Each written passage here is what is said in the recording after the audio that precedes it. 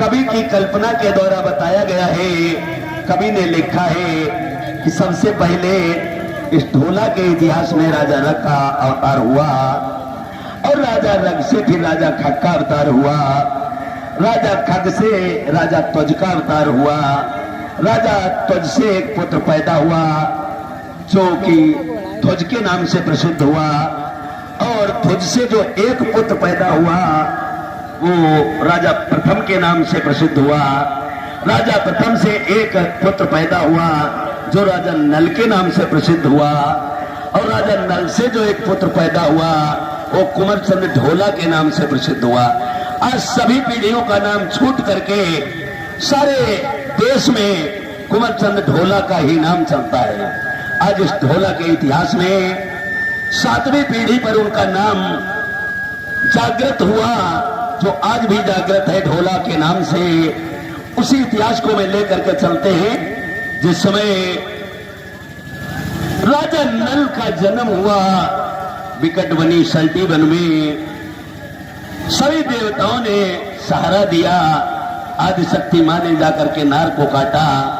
उसके बाद में दक्षिणपुर के लच्छू सेठ उसे जंगल से ले गए, उसकी मां को ले गए, पालन पोषण किया, सियाना बना दिया, अपने साथ में व्यापार करना सिखा दिया।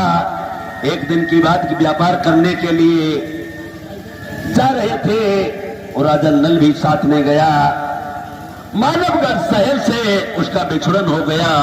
जाकर के वो कहां शहर दानिमगढ़ में पहुंच गया। जब दानिमगढ़ में पहुंच गया वहां पर एक भूमासुर नाम का दैत्य रहता था और उसके पास में कन्या थी जिसका नाम था मोतनी। जाकर के राजा ने अपनी आदिशक्ति मां का सहारा लिया और उस किला के अंदर घुस गया। उस लड़की से मुलाकात की। मुलाकात करने के बाद उसने उस रानी का प्राणांत किया और उस लड़की के साथ में शादी रचा ली। जब शादी रचा ली तो शादी रचाने के बाद एक दिन सोचने लगा कि मैं अब कहां जाऊंगा। मेरी मां भी रोती होगी, बड़े दिन हो गए, मेरी मां मुझे नहीं मिली, मैं अपनी माता जी से मिलने के लिए जरूर जाऊंगा। तो सच धज करके मढ़ी से बाहर निकलकर उस किला के बाहर निकलकर गेट पर खड़े हो गए। जब गेट पर खड़े हो गए करिश्मा वो लड़की देखती रही जो इसका नाम था मोतनी। करिश्मा देख करके अपने प्रीतम के सामने आ जाती है और अपने प्रीतम से देखो किस प्रकार से बात करती है। आ जाओ भैया। वो लड़की जो राजा नल की विवाहित थी आकर के अपने प्रीतम के सामने खड़ी हो गई और पूछने लगी कि महाराज आप इस समय कहां के लिए तैयार हो। तो राजा नल अपनी भामनी को कैसे समझा रहे हैं। मेले के पति महाराज पायला आशीर्वाद है। आप कहां के लिए तैयार हो गए हो। प्रिय बड़े दिन हो गए आपके इस किला के अंदर। हाँ हाँ, मुझे मेरी माता जी की याद आ रही है। तो माता के पास चलना चाहते हो। हाँ, मैं माता जी से मिलने के लिए जाऊंगा। चलिए महाराज, मैं भी यहाँ क्या बनाऊंगी, मैं भी चलने को तैयार हूँ। अब मेरे साथ में चलोगी। हाँ हाँ, अगर ऐसी बात है तो हम आपको आवश्यक लेकर के चलेंगे। चलिए महाराज। एक बात बताओ, कहिए। चलने के लिए तो मैं चलेंगे, लेकिन अगर तुम्हारे मायके में जब कोई लड़की मायके से ससुराल के लिए जाती है तो अपने मोहल्ला की सखियों से और अपने माता पिता से, चाचा ताऊ से आज्ञा लेकर जाती है। अगर तुम्हारे परिवार में कोई हो तो उससे इजाजत ले लो और उसके बाद में हम और आप चलेंगे दर्शनपुर के लिए। स्वीकार है महाराज, आप बैठ जाइए। धन्य हो प्रिय, आप आज्ञा लेकर आइए और जब तक मैं यहीं पर बैठा हूं।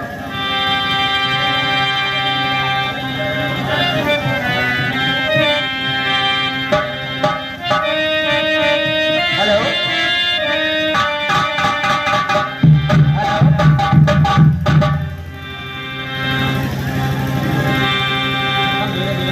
अरे चली भाई का बिटरिया बदना जाने दाने वाली।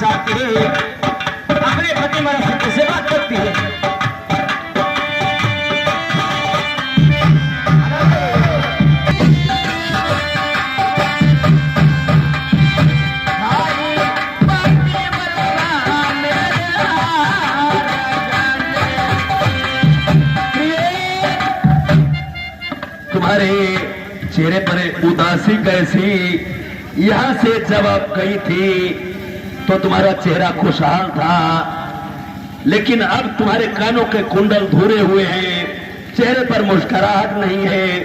क्या कारण है प्रिय? पति महाराज, आप कुछ कहना चाहती है और बिना कहे हमसे रहा नहीं जाता है। हाँ चलिए मैं चलूंगी, पर हमारे संचत महाराज 7 जन्म तक नहीं होगी। क्यों चिंता करती हो? अगर ऐसी बात है मेरे लिए स्वीकार है, हम तुम्हें छोड़कर नहीं जाएंगे। तो ठीक है महाराज, आप अपना बसेड़ा बनवा लीजिए और मैं अपने खटोला चलूंगी महाराज।